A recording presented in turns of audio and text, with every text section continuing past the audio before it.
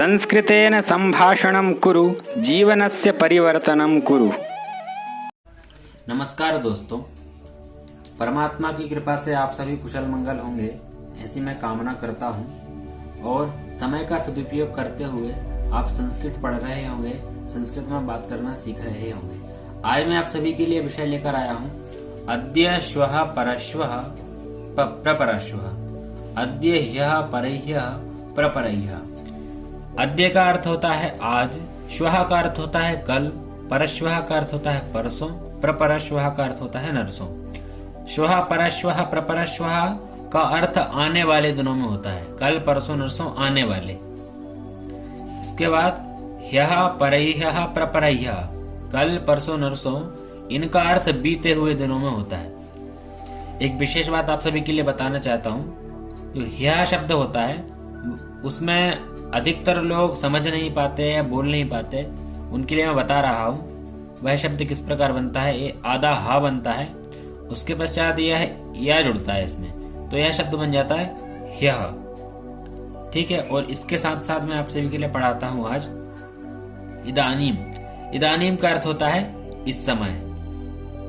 इस समय बिल्कुल अभी इसी समय जो हम कर रहे होते हैं वर्तमान में, उसका अर्थ इदानीम होता है।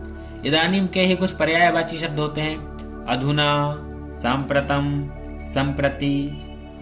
इनका अर्थ भी बिल्कुल इन्हीं की इदानीम की तरह ही होता है।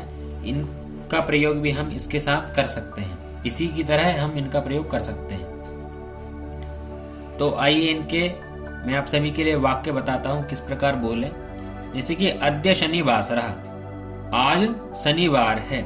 श्वः रविवासरः, कल रविवार है, कल रविवार होगा, भविष्य में आ जाएगा। श्वः परश्वः प्रपरश्वः।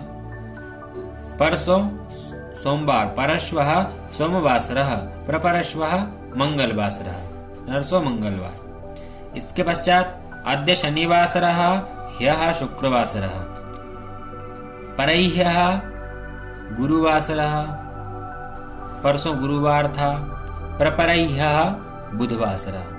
ठीक है, इनके वाक्य इस प्रकार हम बोलते हैं। और यह अद्य श्वः परश्वः अद्य ह्यः परह्यः, यह 7 होते हैं, अर्थात यह सप्ताह को देखकर माने जाते हैं। इसी प्रकार से हम अद्य श्वः परश्वः अद्य ह्यः परह्यः का प्रयोग दिनांक में भी कर सकते हैं। जैसे कि अद्य 17 दिनांकः, श्वः 18 दिनांकः, ह्यः 16 दिनांकः। इस प्रकार से भी हम इनका प्रयोग कर सकते हैं।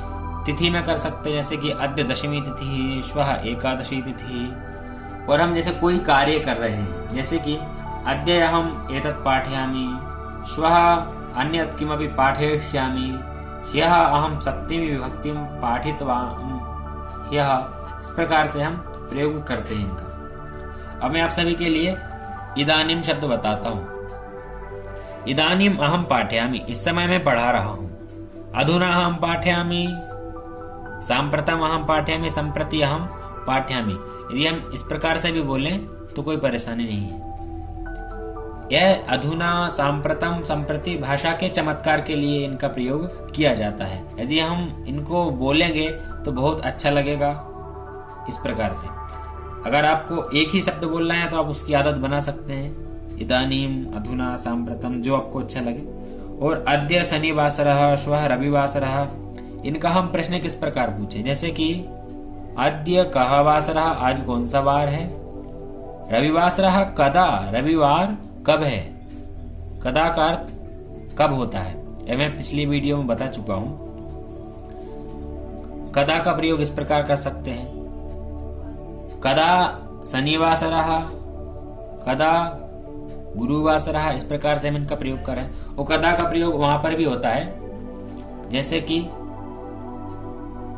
भवान कदा उत्तिष्ठति, भवान कदा शयनम करोति, भवान कदा पठति। कब क्या कार्य कर रहे हैं, इसमें भी इनका प्रयोग किया जाता है। आज के लिए इतना ही, धन्यवाद।